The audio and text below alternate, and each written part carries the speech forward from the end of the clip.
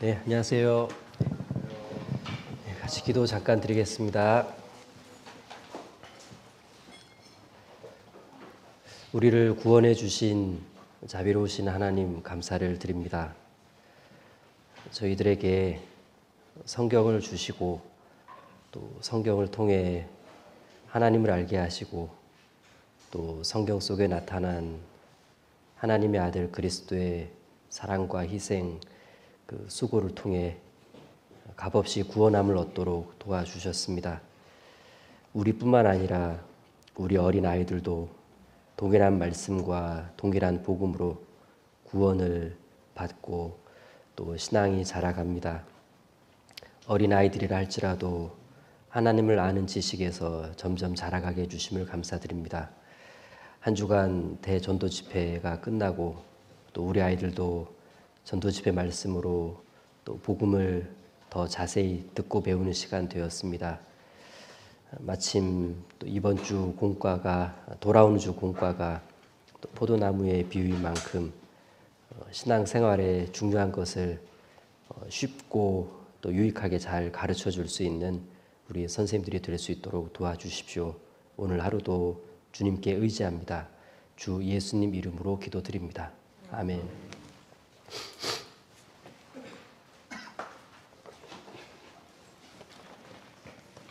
일주일 동안 고생 많으셨죠?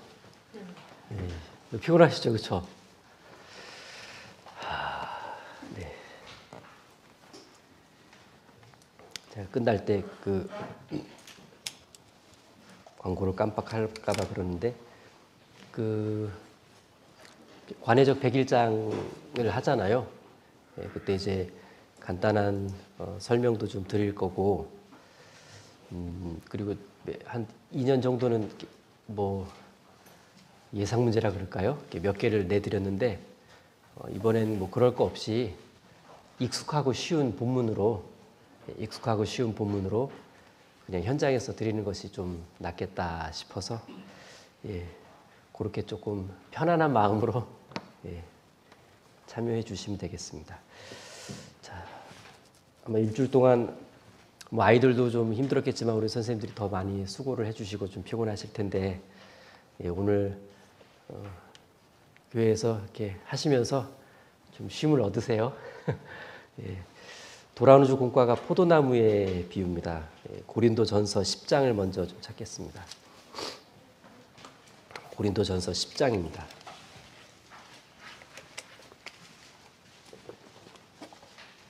네, 고린도전서 10장 31절입니다.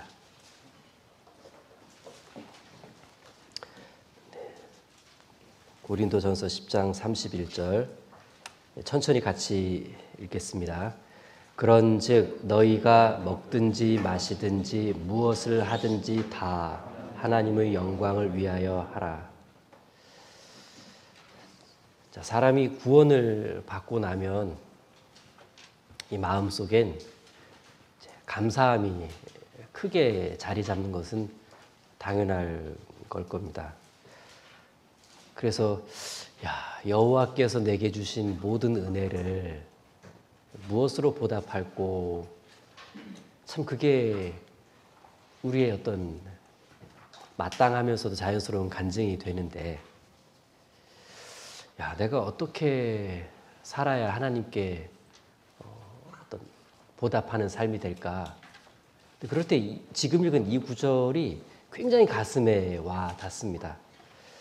그런즉 많은 걸 포함하고죠. 그런즉 내가 어떤 사람이었고 어떤 우연과 계기로 말씀을 듣게 됐고 나를 전도하는 그분이 포기하지 않았고 말씀이 잘 풀어지도록 애를 썼고 내가 우여곡절 끝에 죄인임도 시인하고 될 듯 말 듯 하다가 결국은 구원을 받게 됐고 모든 과정을 생각하면 그런즉 기가 막힌 구원을 받았는데 이제는 너희가 내가 먹든지 마시든지 무엇을 하든지 다 하나님의 영광을 위하여 하라. 안 그래도 그러고 싶었습니다. 내게 주신 모든 은혜를 무엇으로 보답할꼬 이 표현하고 무엇을 하든지 다 하나님의 영광을 위하여 하라. 참 연결이 이제 되잖아요. 그래서 인생의 목표가 이렇게 좀 달라지지 않습니까? 난 이제 무엇을 위해 어떻게 살까? 난 이제 하나님의 영광을 위해 살겠다. 왜? 그것이 하나님께서 내게 주신 은혜에 보답하는 삶이니까. 그러면 하나님의 영광을 위해 살고 싶은데 어디서 어떻게 살아야 하나님의 영광을 위한 삶을 잘 살 수 있을까? 어디서 어떻게 이에 대한 답을 주는 것이 포도나무의 비유입니다. 어디서 어떻게 살아야 하나님의 영광을 위해 사는 것이 되고 은혜 보답하는 삶으로 자연스럽게 이어질 수 있을까? 그리고 여기 하나님의 영광, 신앙의 열매가 있어야 하나님께 영광이 됩니다. 다른 걸로 뭐 영광되는 게 아니고 열매 맺는 신앙이 돼야 그게 하나님께 기쁨과 자랑, 영광이 된다는 뜻입니다. 결국 열매 맺는 신앙생활을 잘 해야 그게 하나님께 영광이 되는데 어디서 어떻게 그게 포도나무 비유에서 답을 준다는 얘기입니다. 요한복음 15장 본문으로 들어가 봅니다. 요한복음 15장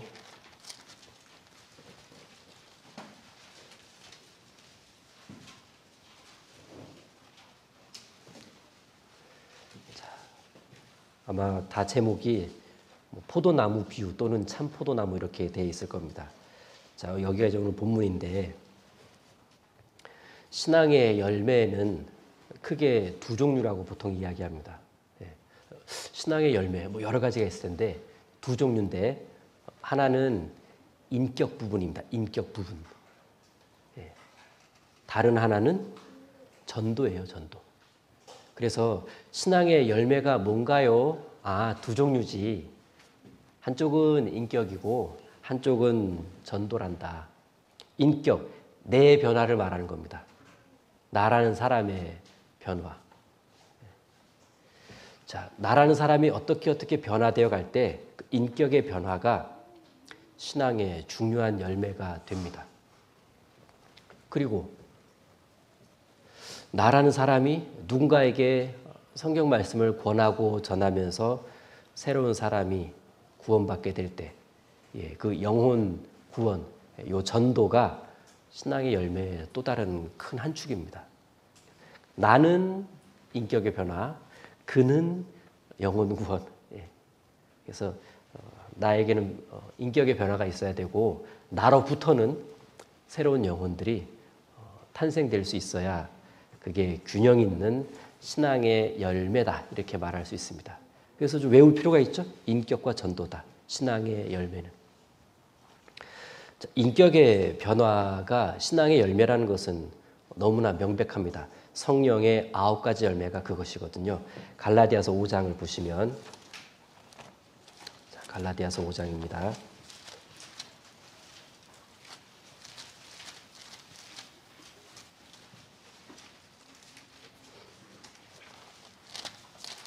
갈라디아서 5장 22절, 23절 제가 읽겠습니다. 오직 성령의 열매는 사랑과 희락과 화평과 오래 참음과 자비와 양선과 충성과 온유와 절제니 이 같은 것을 금지할 법이 없느니라. 자, 여기 성령의 열매 9가지. 이 열매들이 열려가게 되면, 맺어지게 되면 그 사람 엄청 변합니다. 엄청 변하죠. 아시는 것처럼 성령의 9가지 열매 자체가 한 세트잖아요. 한 세트. 그러니까 9가지 열매라고 했지만 어떻게 보면 9가지 조각이 하나로 뭉쳐지면 그 한 덩이 열매. 한 덩이 열매. 이 9가지 열매 자체를 그리스도의 인격이라고 그러잖아요. 이것이 다 포함되어 있을 때가 9가지 열매인데 온전한 하나의 열매가 된다는 얘기입니다. 그래서 나라는 사람이 구원을 받고 신앙 안에 있는데 나는 열매 맺는 신앙을 하고 있나? 이제 9가지를 이렇게 보면 좀 되어가고 있는 것과 좀 부족한 부분이 이제 좀 그 판별이 되잖아요. 예. 그래서 내가 이런 부분에서 인격의 변화가 조금 더딘 것 같다. 하나님께서 이쪽으로 신앙의 열매 맺기를 원하고 계시겠구나. 네. 자, 그 창세기 1장에는 그렇잖아요. 셋째 날 땅을 만드시고 땅 위에 풀과 꽃과 채소 나무, 땅 위에 식물을 이렇게 만드실 때 씨 가진 열매 맺는 나무를 이렇게 3번이나 표현하셨거든요. 씨 가진 열매 맺는 나무, 씨 가진 열매 맺는 나무.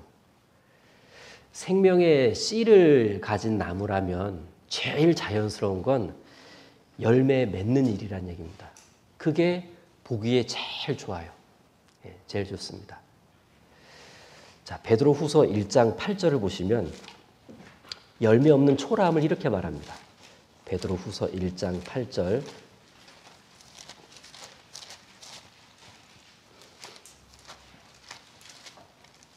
베드로후서 1장 8절 보시면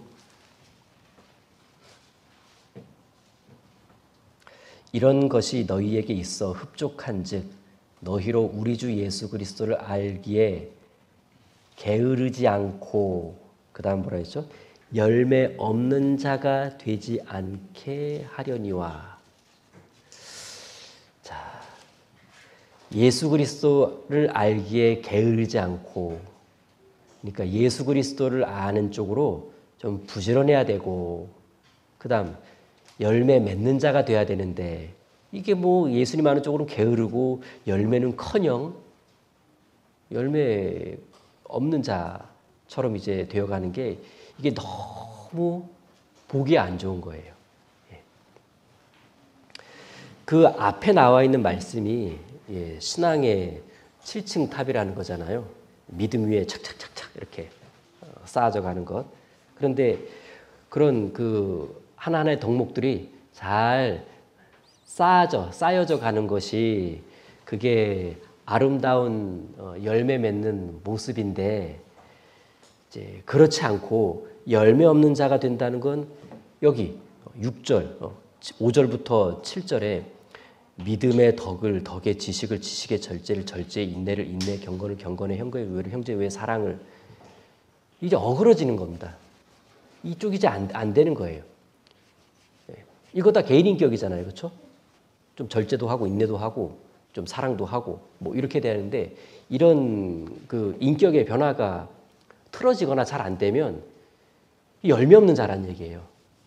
열매 없는 자란 얘기입니다. 신앙의 열매가 이제 이상하거나 없는 거예요. 자, 그러면서 여기 유다서 1장 가면 또 열매 없는 걸 이렇게 표현합니다.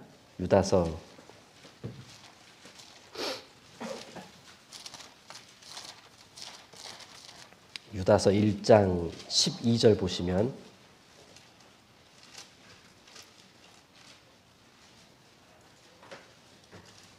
자, 이제 안 좋은 내용을 이야기하시면서 12절에 저희는 기탄 없이 너희와 함께 먹으니 너희의 애찬의 암초요 자기 몸만 기르는 목자요 바람에 불려가는 물 없는 구름이요 죽고 또 죽어 뿌리까지 뽑힌 여기 열매 없는 가을 나무요.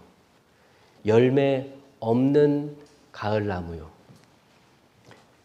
결실이 없다라는 거잖아요. 결실이 없습니다. 보신 적 있으세요?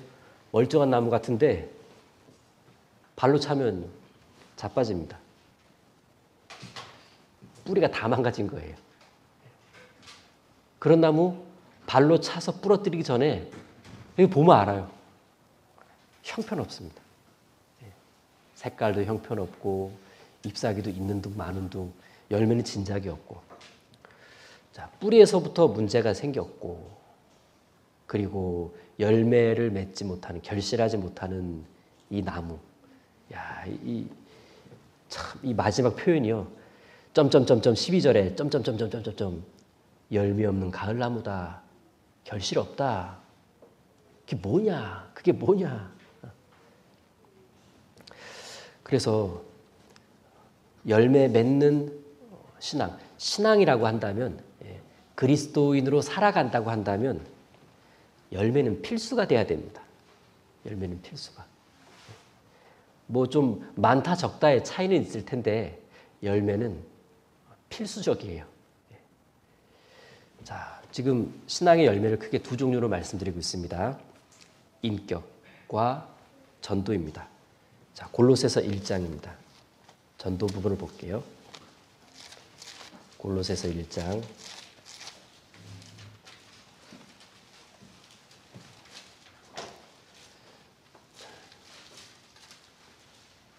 6절입니다.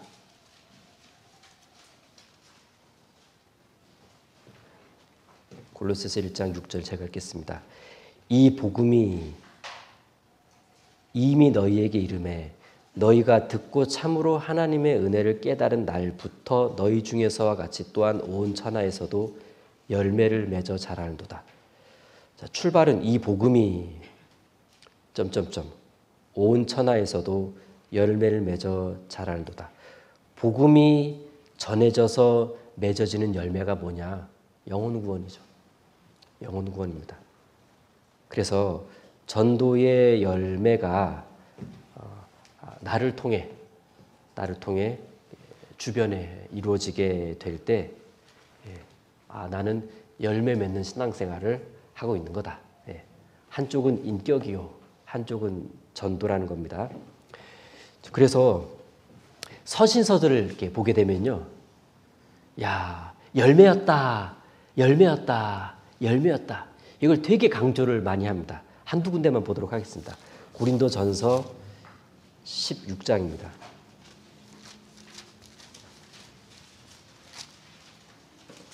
16장 15절에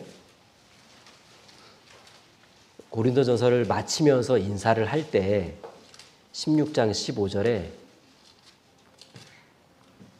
형제들아 스데바나의 집은 곧 아가야의 첫 열매요 또 성도 섬기기로 작정한 줄을 너희가 아는지라 내가 너희를 권하노니. 스데바나의 집이 아가야 지역의 첫 전도 열매였다는 것을 말씀하고 있습니다. 이런 식으로 서신서 끝에요.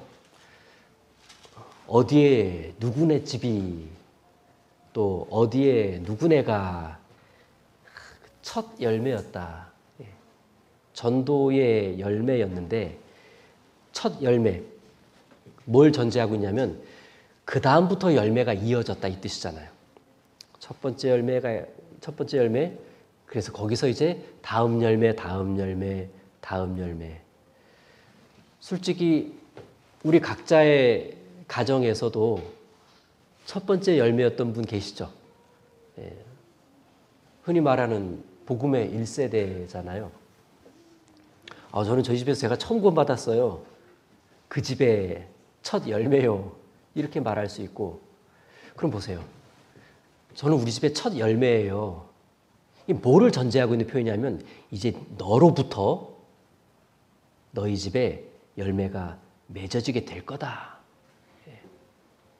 첫 열매라고 성경에 말씀하신 건 그걸로 끝은 아니다. 다음 열매가 사실은 약속되어 있는 겁니다.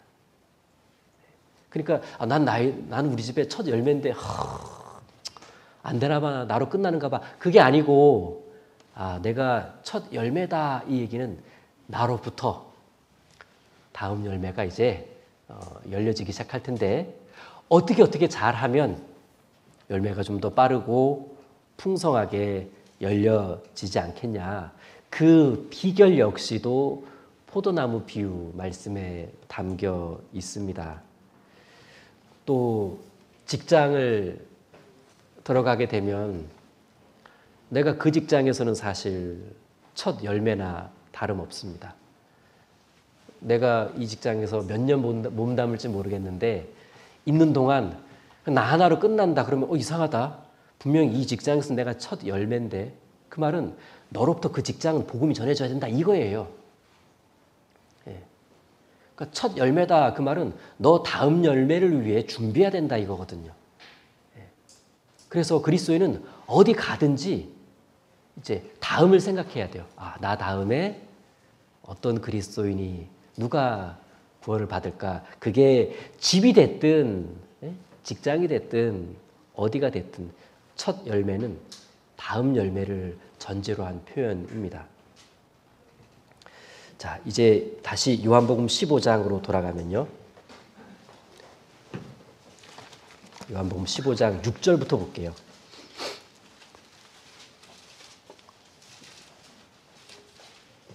15장 16절, 16절.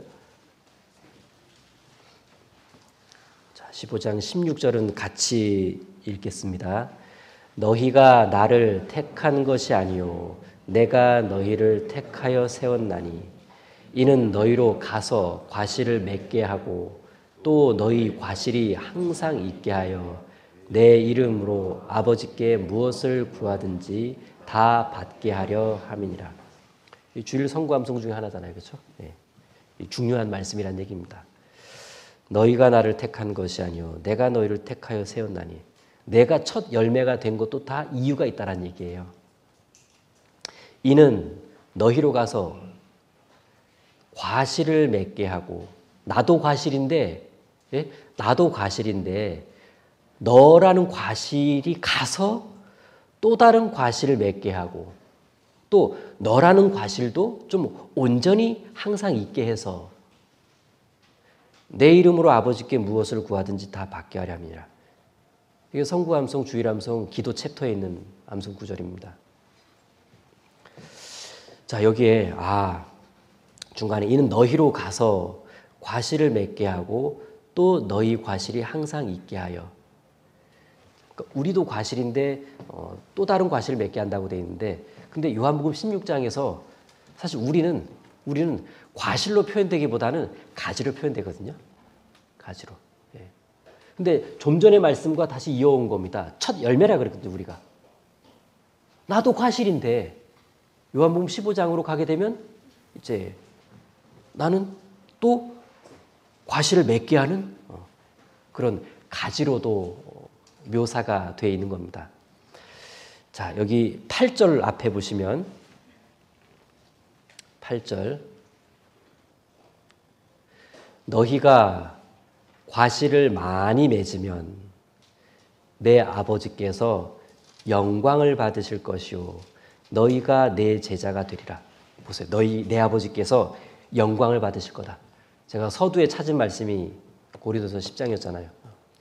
무엇을 하든지 다 하나님의 영광을 위하여 하라. 하나님께 영광이 되는 것. 그런데 여기에 과실을 많이 맺으면 내 아버지께서 영광을 받으실 것이요. 하나님께 최고로 영광을 돌려드리는 일이 뭘까? 너희가 과실을 많이 맺으면 뒤에 너희가 내 제자가 되리라. 이해 잘 하셔야 됩니다. 너희가 내 제자가 되리라. 과실을 많이 맺으면 너희가 내 제자가 되리라. 그럼 과실을 조금 맺으면 제자가 안 되는 걸까요? 틀림없이 마태복음 끝에 가면은 사람이 구원을 받으면 하나님의 제자가 된다 그랬는데 주님의 제자가 된다 그랬는데 예. 구원을 받은 사람의 신분이 주님의 제자예요. 예. 그럼 구원받은 사람이 주님의 제자가 되면 이제 뭘 그 다음 받게 됩니까? 제자 교육 받아요. 제자 교육. 제자 교육 받으면 참 제자가 됩니다. 참 제자가. 예. 여기서 너희가 내 제자가 되리라. 제자다운 제자를 말하는 거예요. 그리스도인다운 그리스도인. 그렇죠? 하나님께 영광 돌리며 사는 그리스도인. 제자다운 제자가 누구냐? 과실 많이 맺는 제자다. 이런 뜻입니다. 과실 많이 안 맺으면 제자 아니야. 이 얘기는 아니고. 예. 그리고 우리 앞에 좀 전에 16절 이렇게 찾았었는데 16절 시작 부분을 보시면은 너희가 나를 택한 것이 아니요 내가 너희를 택하여 세웠나니 택하여 세웠다. 택하여 세웠다. 불러 어디에 딱 꽂았다 이 뜻이에요. 그렇죠? 불러 꽂았다. 꽂힌 자리가 네 자리다 이 얘기예요.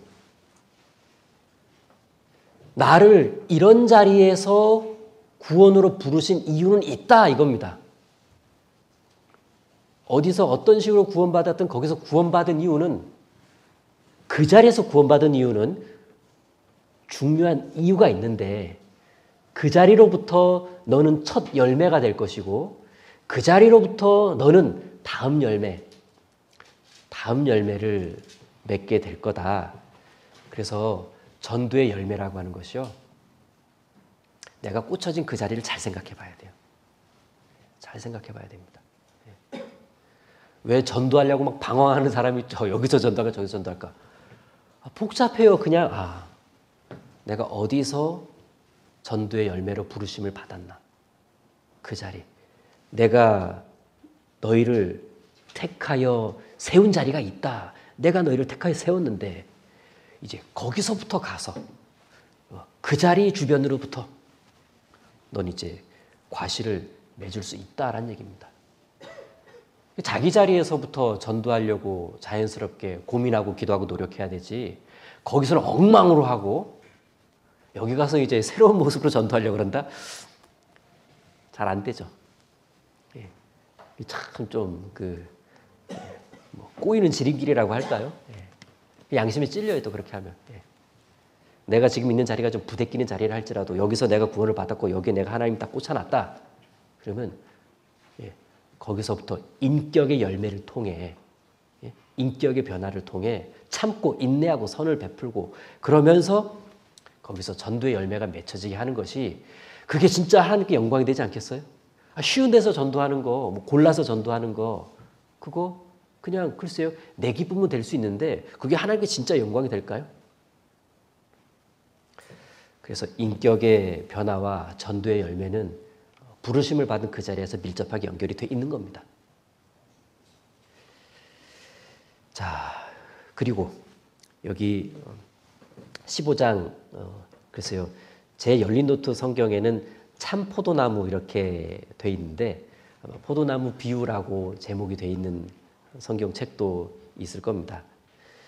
이제 이 전체에서는 어떻게 하면 신앙의 열매를 맺을 수 있냐 그것을 이제 포괄적으로 그러면서 되게 전국을 찌르면서 예수님께서 말씀을 가르쳐 주셨는데 자 여기 15장 제목을 좀 더 구체적으로 한번 달아본다면 그래서 저는 이렇게 일부러 달아놨어요.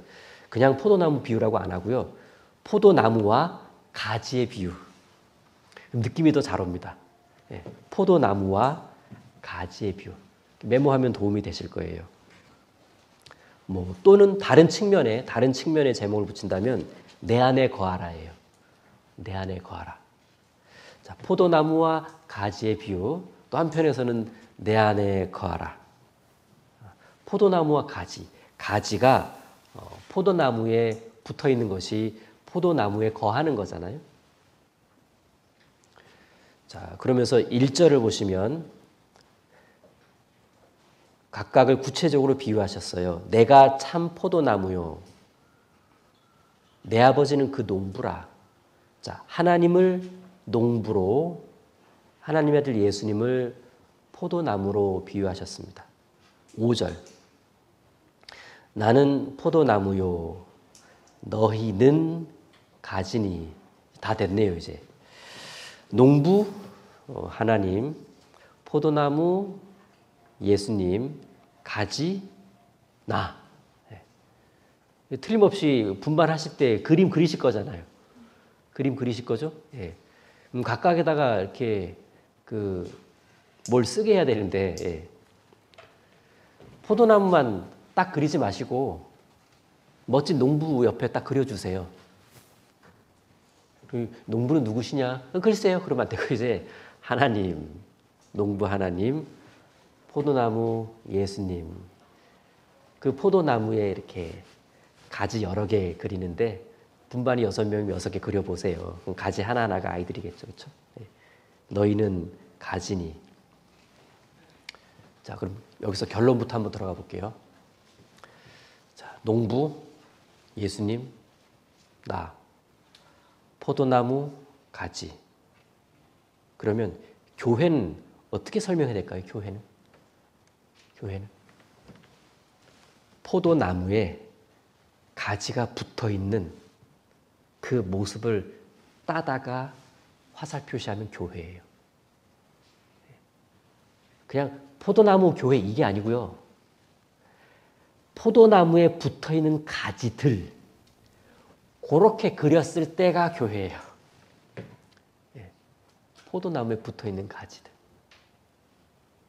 이걸 이제 생각하셔야 돼요. 포도나무는 탄탄하게 줄기란다. 원나무는 쫙 있는데 뭐 가지가 시원치 않아. 글쎄요, 이걸 교회라고 볼 수 있을까? 교회는 나무에 건강한 가지들이 착착착착착착 붙어 있을 때, 요게 교회입니다. 교회. 이게 교회입니다. 일단 농부는 농사가 잘 되기를 바라요. 그게 농부의 꿈이죠. 하나님의 꿈은 무엇일까? 농사가 잘 되기를 바라는 것이 하나님의 꿈이신데 포도농사가 잘 되기를 바라세요. 열매가 많이 열려야 되는데 보니까 이 열매라는 게 사실은 나무에서 열리는 게 아니라 이게 가지에서 열리더라. 그래서 과수원을 하시는 농부들을 보면은 가지치기나 가지를 이렇게 가꾸는데 되게 애를 많이 씁니다. 뭐 거름 주는 건 기본인데 거름 주는 걸로 끝나는 게 아니고 가지 관리에 상당히 애를 쓰더라라는 얘기예요. 왜? 열매라는 게 나무에서 열리는 게 아니라 가지에서 열리거든요. 그래서 가지가 튼튼하게 나무에 잘 붙어 있으면 자연스럽게 뿌리에서 나무를 통해 올라오는 양분을 자연스럽게 충분하게 공급을 받습니다. 그 결과 그 가지에서 열매가 맺히는데 요걸 절로라고 표현했어요. 절로. 정확하게는 저절로겠죠. 저절로. 여기 4절 보시면 내 안에 거하라 나도 너희 안에 거하리라 가지가 포도나무에 붙어 있지 아니하면 절로. 아이들한테 이 구절 설명할 때요. 가로 열고 저자를 좀 써주세요. 저 가로 닫고 저절로 과실을 맺을 수 없음 같이 너희도 내 안에 있지 않으면 그러하리라. 여기 키워드가 저절로입니다. 저절로. 만일 이 가지가요 나무와 결별한다? 뭐 이런 시나리오는 상상하기 어려운데 가지가 나무와 결별하고 가지가 뿌리와 막 무관하게 이렇게 막 지낸다면 불가능하잖아요. 근데 가지가 나무와도 결별하고 뿌리와도 막 무관해지고 그러면 그 가지는 이제 결론이 났어요. 생명을 잃어버려요. 생명력이 없어집니다. 주의할 것은 자 이렇게 물어볼 수 있어요. 그러면 말라진 가지는 지옥 가나요? 그게 아니에요. 그런 걸 얘기하려는 게 아닙니다. 말라진 가지는 그러면 지옥 가나요? 여기 모아다가 불에 태운다 그랬거든요. 그 불이 지옥 불인가요? 이거 너무 나간 거예요. 너무 나간 거고 그런 거 아니고 그걸 설명하려는 목적이 아닙니다. 근데 이상한 교리로 들어가면 그게 그것처럼 또 얘기를 해요. 이제 그런 부분 좀 주의하되 그 가지가 이제 나무와 떨어져 있게 되면 뭐에 포인트를 둔 거냐면 생명력을 잃어버린다는 얘기입니다. 생명력을 잃어버린다. 그러니까 생명 탄생이 안 돼요. 그 생명 탄생은 가깝게는 내 인격의 변화고 두 번째로는 새로운 영혼 탄생이에요. 자, 그러면서 이 말씀에도 그러니까 나를 떠나서는 너희가 아무것도 할 수 없다. 뭔 일도 안 일어난다는 얘기입니다. 뭔 일도. 자, 2절 보세요. 2절. 무릇 내게 있어 과실을 맺지 아니하는 가지는 아버지께서 이를 제하여 버리시고 무릇 과실을 맺는 가지는 더 과실을 맺게 하려 하여 이를 깨끗게 하시느니라. 뭘 깨끗게 한대요? 가지를. 그 가지 관리. 가지 관리. 그래서 과실을 맺지 아니하는 가지는 아버지께서 이를 제하여 버리시고 이제 구원을 잃어서 지옥 간다는 게 아닙니다. 무릇 과실을 많이 맺는 가지는 더 과실을 맺게 하려 하여 이를 깨끗게 하시니라. 그래서 그 잘 붙어서 열매 잘 맺는 가지는 좀 더 그 가지를 더욱 잘 관리해줘서 열매 더 잘 맺도록 가꾸어 주신다라는 뜻입니다. 자, 그래서 그게 이제 가지 손질이 그런 거예요. 가지 손질이. 3절 보시면 너희는 내가 일러준 말로 이미 깨끗하였으니. 자, 너희는 가지라 그랬는데 가지는 이미 깨끗해진 사람입니다. 하나님의 자녀가 된 사람은 이미 복음 안에서 깨끗해져 있는데 그럼 구원받은 사람은 기본적으로 이게 가지인데 시작부터가 너는 얼마든지 과실을 많이 맺을 수 있는 그런 가지다. 그러니까 구원을 딱 받으면 이미 과실을 많이 맺을 수 있는 가능성을 충분히 갖고 있는 가지예요. 그런 가지인데 나무에서 떨어지려고 하거나 뿌리와 무관해지려고 한다거나 그럼 모든 가능성을 다 말살시키는 거예요. 말살시키는 겁니다. 그러니까 모든 가지는 다 가능성을 갖고 있는 가지란 얘기입니다. 생명을 탄생시키고 열매를 맺을 수 있는. 근데 원리 원칙대로 잘 붙어만 있으면 이제 그 가능성은 꽃을 피우는 거예요. 와. 근데 가지에서 뭐 멀어지고 떨어지려고 하고 진액 공급받는 거 거부하고 이러면 그 가능성이 다 그 기회들이 날아가 버리는 겁니다. 그래서 4절에 그렇죠? 그러니까 그런 충분한 가능성과 자격을 갖춘 가지로 그 가지니까 이제 4절 내 안에 거하라. 내 안에 거하라. 거하라. 다르게 바꾸면 붙어 있어라 이거잖아요. 붙어 있어라. 내 안에 거하라. 나도 너희 안에 거하리라. 바로 뒤에 나오잖아요. 가지가 포도나무에 붙어 있지 아니하면, 다르게 말하면 가지가 포도나무에 붙어 있는 게 내 안에 거하는 거다 이거잖아요. 거하라. 붙어 있어라 이 얘기입니다. 가지가 포도나무에 붙어 있지 아니하면, 거하지 아니하면 저절로 과실을 맺을 수 없음 같이. 그러니까 거하기만 하면, 붙어만 있으면 일어나는 놀라운 현상은 저절로 과실을 맺는데, 이처럼 너희도 내 안에 있지 아니하면 그러하리라. 포도나무의 가지에 열매가 맺힌 원리가 우리의 신앙생활을 꼭 닮았다는 뜻이죠. 너희도 내 안에 있지 않으면 그러하리라. 자, 4절 출발부터가 명령이에요. 명령. 내 안에 좀 거해줄래? 이게 아니죠. 내 안에 거하면 좋은데 이게 아니죠. 내 안에 무조건 거해라예요. 내 안에 무조건 거해라. 아예 그냥 내 안에 가로 열고 무조건 가로 닫고 내 안에 무조건 거하라. 명령입니다. 여기에 순종을 해야 된다는 거예요. 여기에 순종하면 나도 너희 안에 거하리라 말씀하셨습니다. 내가 예수님 안에 거하면 예수님은 우리 안에 거하시겠다고 약속해 주셨죠. 여기에 너희 안, 우리 안, 구원받은 사람들의 무리, 교회를 말하는 거죠. 내가 예수님 안에 거할 때, 예수님이 우리 안에 거할 때 무슨 일이 일어나냐? 그 다음 말씀이 가지가 포도나무에 붙어 있지 아니하면, 그렇죠? 4절에 절로 과실을 맺을 수 없음 같이. 자, 절로 열매가 열리는 것. 여러분, 열매 맺는 걸 설명을 할 때 나무가 용써요, 뭐 가지가 용써요. 그냥 뿌리가 딱 뿌리를 받고 있으면 양분이 공급되면 그냥 나무를 통해 쭉 올라가 가지고 이게 반드시 가지로 치고 나가요. 나무는 양분을 절대 독차지하지 않습니다.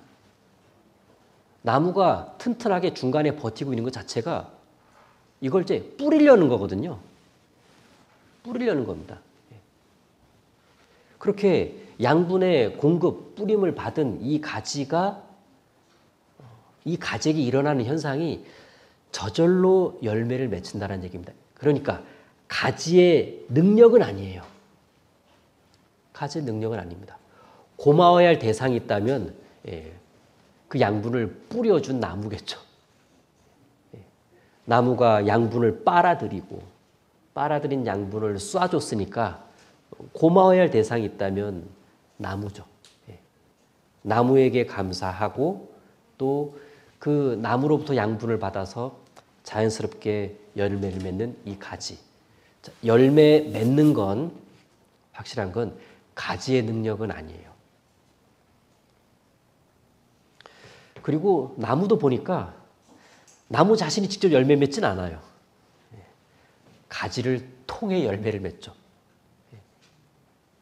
우리 새로운 영혼이 탄생한 걸 보세요. 예수님이 직접 하시나요? 우리를 통해서 하시잖아요. 우리를 통해서.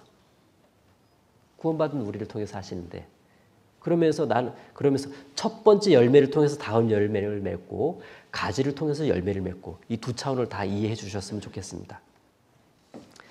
자, 여기까지를 간단하게 정리를 해보면은 구원받은 한 사람은 가지입니다. 애초에 충분한 가능성을 가지고 가지가 되었어요. 열매를 많이 맺을 수 있는. 그런데 이런 나라는 한 사람의 가지가 예수님이라는 나무에 딱 붙어있는 그 모습이 교회라고요. 교회. 그래서 교회 안에 잘 거하는 것이 예수님 안에 잘 거하는 겁니다. 자, 교회는 예수님의 몸이잖아요. 글쎄요, 이 요한복음 15장을 본문으로 아이들과 이야기를 나누시겠지만 이 말씀도 꼭 한 번은 좀 아이들 눈에 익숙하게 도와주셨으면 좋겠는데, 에베소서 1장입니다. 교회에 대한 설명을 하시는 에베소서 1장에 이렇게 아이들 관련 교회가 무엇인지를 설명하는 그림 컷들을 많이 찾아보면 잘된 그림들은 다 에베소서 1장 23절을 아래 말씀을 많이 달아놨어요. 에베소서 1장 23절, 교회는 그의 몸이니, 이 부분입니다. 아이들 암송하기도 좋죠. 교회는 그의 몸이니. 교회는 예수님의 몸입니다. 그리고 예수님은 동시에 교회의 머리가 되시고, 그래서 교회 안에 잘 거하는 것이 예수님 안에, 예수님의 몸 안에 거하는 거다. 그래서 어린아이들에게도 교회가 왜 중요한지, 예수님의 몸이기 때문에 그래요. 아이들이 예수님이 좋은 걸 아는데 교회가 좋은 것까지 알게 하려면, 야, 그러니까 교회가 예수님의 몸이야. 예수님을 좋아한다면 교회를 좋아해야 돼요. 교회는 예수님의 몸이니까. 나 예수님 말씀 잘 들을래.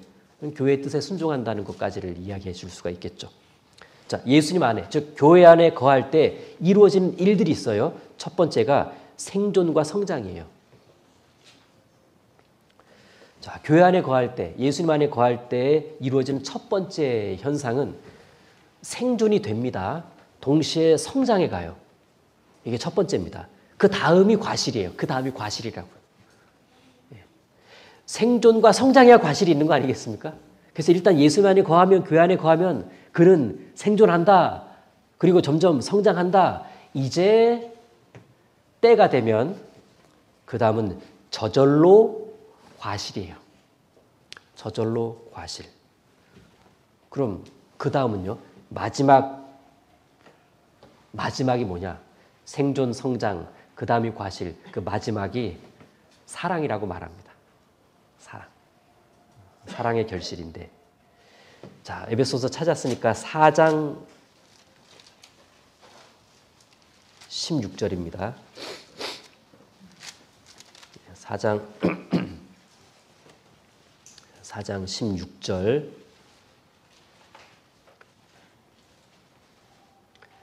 자, 예수님 안에 거할 때, 교회 안에 거할 때 일어나는 일 첫 번째가 생존과 성장이라고 그랬습니다. 여기 이 말씀 16절. 그에게서 온 몸이 각 마디를 통하여 도움을 입음으로 연락하고 상합하여 각 지체 분량들을 역사하여 그 몸을 여기죠. 자라게 하며입니다. 그 몸을 자라게 하며 사랑 안에서 스스로 세우느니라. 자, 도움이라는 단어와 자라게 하며. 그래서 교회 안에 거할 때 우리 몸이 그리스도인 자체가 이제 어떤 생존과 성장을 그 과정을 이렇게 겪게 됩니다. 그 몸을 자라게 합니다. 자, 골로새서 2장도 같이 볼게요. 짝이죠, 짝. 에베소 4장 16절과 골로새서 2장 19절이 짝인데 골로새서 2장 19절. 자, 머리를 붙들지 아니하는지라 여기입니다. 온 몸이 머리로 말미암아 마디와 힘줄로 공급함을 얻고 연합하여 하나님이 자라게 하심으로 자라느니라. 에베소 4장 10절에서는 도움을 입고 연락상합 그리고 몸이 자란다. 여기서는 머리로 말미암아 마디와 힘줄로 공급함을 얻고 연합하여 하나님이 자라게 하심으로 자란다. 공급, 도움, 연합, 자람 이것이 이루어지는 것이 교회라고요. 아, 나 공급받고 싶어. 나 도움받고 싶은데 나 잘 자랄 수 없을까? 있죠. 교회 안에 있으면 됩니다. 교회와 멀어진다? 또는 교회와 간격을 둔다? 공급에 문제가 생깁니다. 도움받기도 쉽지 않아요. 잘하는 게 아니라 병 들어갑니다. 병 들어가요. 그래서 그리스도인다운 생존과 그리스도인다운 성장을 위해서는 교회 안에 다 들어와 있어야 됩니다. 교회가 그러니까 교회가 어떤 생존의 공급처예요. 살고 싶습니까? 그럼 생존의 공급처인 교회 안에 있으면 되겠죠. 동시에 성장의 보금자리예요. 그 안에만 있으면 이렇게 뭐랄까 둥지 안에 있는 어린 새들처럼 점점 성장해 갑니다. 그러면 공급을 받는다, 도움을 받는다. 그 가장 1차적인 게 뭐냐? 말씀이에요. 말씀. 말씀은 최우선적 양분이 됩니다. 그리고 말씀 자체가 곤란 중에 나의 위로고 나를 살리며 내게 구체적인 도움을 줍니다. 그래서 교회 안에 있을 때 어떻게 생존과 성장이 이루어지는가 했더니 말씀을 공급받으니까 그런 겁니다. 말씀을. 구원도 말씀으로 받았듯이 구원 이후에도 말씀은 그 사람에게 어떤 힘을 주므로 생존도 하고 성장도 하고 도움을 입어갑니다. 도움의 힘도 구체적으로는 말씀을 통해 얻는 건데 생각해 보니까 내가 살아가는 데 있어서 제일 필요한 게 뭘까? 살아가는 데 있어서 제일 필요한 게 뭘까? 뭐가 제일 필요합니까? 힘이 필요해, 힘. 힘이 있어야 힘 있게 살아갈 수 있겠더라고요. 저 보시니까 지금 힘 없어 보이죠? 상태 말도 꼬이네. 상태가 안 좋아 보이잖아요. 그러니까 이게 힘이 필요해, 힘이. 구원받은 사람은 신앙의 힘을 교회에서 얻습니다. 말씀을 통해 얻어요. 그래서 교회의 정의 중에 하나가 말씀의 집이에요. 말씀의 집. 저는 교회 정의가 말씀의 집이다라는 거를 참 한참 뒤에 알았어요. 그냥 교회는 뭐 구원받은 사람들의 무리 이것만 이제 계속 이제 인지돼 있었는데 어느 순간에 이 교회가 어떤 말씀을 이렇게 듣다가 교회가 말씀의 집이라는 얘기를 딱 들으면서 마음이 되게 따뜻해졌어요. 그렇구나. 교회는 뭔가 힐링이 되는 말씀, 위로가 되는 말씀, 약이 되는 말씀, 지혜가 되는 말씀, 도움이 되는 말씀. 하여튼 그냥 뭔가 그 말씀의 집이다 그러니까 교회도 오고 싶더라고. 여러분, 말씀이 우리를 살렸고 지금 살아가게 해주며 살아갈 수 있는 힘을 계속 줄 겁니다. 교회가 말씀의 집이에요. 성령이 교회들에게 하시는 말씀을 들을지어다. 말씀은 교회를 통해 선포돼요. 그럼 교회 기본 정의가 성도들의 모임이잖아요. 모였다가 특징이 모였다. 모이더라 그들이. 그래서 말씀은 모여서 함께 회중 가운데서 듣는 게 FM입니다. 혼자 인터넷으로 트럭으로 들어도 함께 모여 1시간 듣는 것만큼 못할 때가 많아요. 왜 그럴까? 내가 저희 가운데 두루 행하여 내가 저희 가운데 두루 행하겠다. 함께 모여 말씀을 들을 때, 즉 교회가 함께하여 교회로서 함께하여 교회 가운데 말씀이 선포될 때 성령께서 각 사람에게 두루 역사하세요. 죽었다 깨도 온라인으로 대체될 수가 없다는 얘기입니다. 이 부분은. 뭐 안 듣는 것보다 나은데 기본 원칙, 가장 골격이 되고 기본이 되는 말씀들은 여러분 회중 가운데서 들어야 돼요. 이건 온라인이 없던 초대교회나 온라인의 기술이 발달한 지금이나 원리가 똑같아요. 말씀은 함께 모여 듣는 겁니다. 자, 여기 5절이나 15장 5절 다시 보시면 시간이 다 됐네요. 예. 요한복음 15장 5절.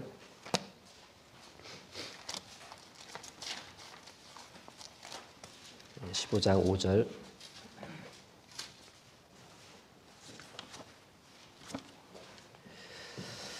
나는 포도나무요 너희는 가지니 저가 내 안에 내가 저 안에 있으면 이 사람은 과실을 많이 맺나니 나를 떠나서는 너희가 아무것도 할 수 없음이라.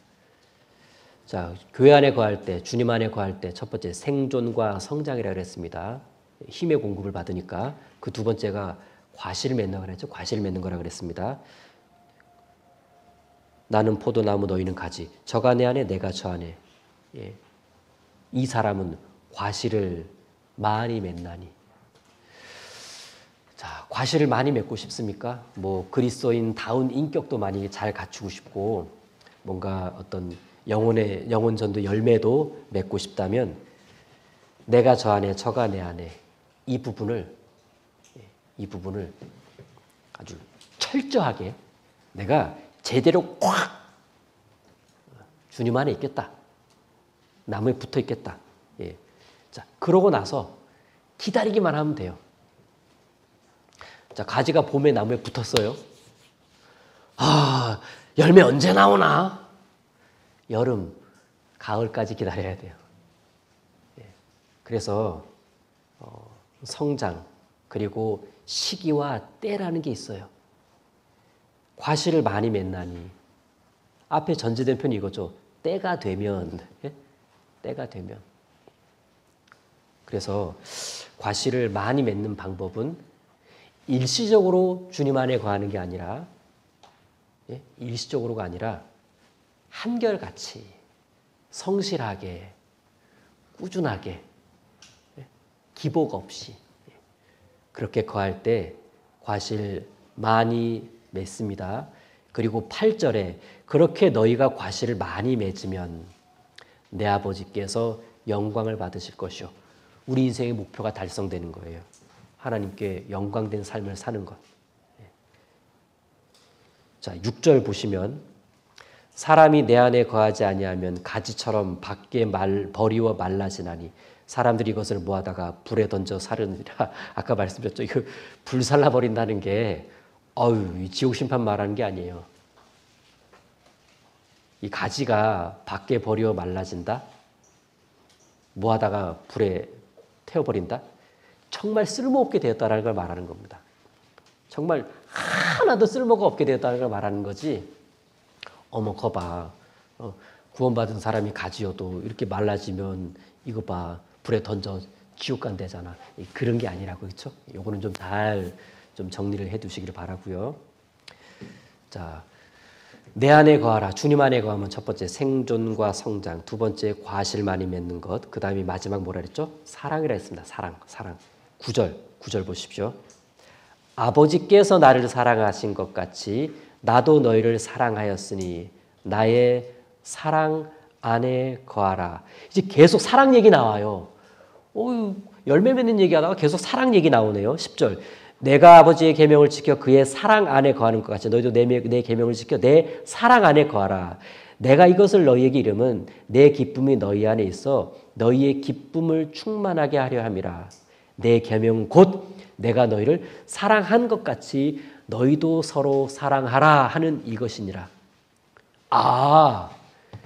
자, 우리 15장 전반부에서는 내 안에 거하라 이렇게 시작하잖아요. 내 안에 거하라. 그럼 생존하고 성장하고 과실 맺는데 내 안에 거하라가 이제 어떻게 확장됐냐면 나의 사랑 안에 거하라 이렇게 확장됐어요. 내 안에 거하라 해서 나의 사랑 안에 거하라.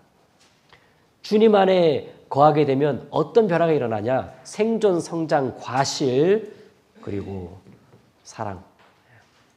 사랑이 풍성해지는 겁니다. 그래서 신앙하면 할수록 교제 가운데 거하면 거할수록 우리에게 풍성해지는 건 사랑입니다. 어떻게 보면 사랑이 최고의 결실이에요. 그렇죠? 최고의 결실. 자, 흥미로운 이야기 하나 해드리고 마치겠습니다. 감나무 이야기예요. 감나무. 포도나무는 아니에요. 감나무. 저희 시골집에도 감나무가 참 많았어요. 다 베어서 없애버렸지만 한 그루 남았는데 감나무. 저는 어렸을 때부터 감나무에서 자주 놀았어요. 감나무 위에다가 널빤지 깔고 거기서 놀기도 했었으니까. 근데 감나무, 저는 어릴 때부터 감나무가 참 익숙한데 감나무가요. 1년, 2년 된 가지에서만 감이 열려요. 가지가 3년 이상 됐다? 열매 안 열립니다. 그러니까 가지가 좀 굵잖아요. 봄 되면 굵은 가지를 그냥 막 잘라도 괜찮아요. 어차피 열매 안 열려요. 그렇다고 막 잘라내는 건 아닌데. 그러니까 감나무는 가지가 1, 2년 된 가지에서 감이 열리는데 이게 구원받고 나서 되게 은혜가 됐습니다. 우리가 가지인데 교회에서 누가 전도를 열심히 하나 누구를 통해 영혼이 많이 탄생하나 봤더니 구원받은 지 얼마 안 된 분들이더라고. 항상 그렇다는 게 아니라 구원을 딱 받으면 그분이 제일 열정이 있어. 솔직히 말하면 그렇죠? 가장 뜨겁잖아요. 그리고 막 부럽잖아요. 그거 보면 구원받은 지 얼마 안 된 분들을 통해서 열매가 이렇게 많이 열리는 걸 보면 감나무 같다. 그러면 3년 이상 된 가지들은 뭐냐? 제가 얻은 교훈인데 양보하는 것 같아요. 양보를 이렇게 밀어주는 것 같아요. 너나 잡숴 이렇게. 이제 막 나온 가지들한테 양보하는 거예요. 그리고 오래된 가지일수록요. 가느다란 가지들의 어떤 버팀목 역할을 해줍니다. 그래서 신앙생활 오래 한 사람들의 특징이 이제 막 구원받은 분들이 뜨거운 마음으로 가까운 가족들, 친구들 전도하는 쪽으로 쏟아 부어주잖아요. 4시간 그분이 전도하는 쪽으로 밀어줘요. 내가 가진 모든 걸 저분이 전도한다고 하니까 막 이렇게 몰아줘요. 그래서 신앙생활을 오래 하신 분들일수록 이제 막 구원받은 분들이 전도하는 현장에 함께 있어 주거든요. 아, 그분들이 3년 이상의 가지인가 보다. 예. 제가 감람을 통해 얻은 교훈이에요. 예, 참고만 하시면 되겠습니다. 같이 기도하겠습니다. 주님 감사합니다. 포도나무의 비유 말씀을 같이 상고해보는 시간 갖도록 도와주셔서 감사합니다. 농부 되시는 하나님께서 가장 기뻐하시는 것이 포도나무에서 가지를 통해 열매가 많이 열리는 것인데, 주님 우리의 부르심의 위치를 알고 우리가 어떻게 주님 안에 거할 때 열매가 많이 맺히는지를 더 잘 알고 순종함으로 열매 맺는 신앙이 될 수 있도록 도와주시길 부탁드립니다. 감사드리며 예수님 이름으로 기도드립니다. 아멘. 네, 광고 읽겠습니다.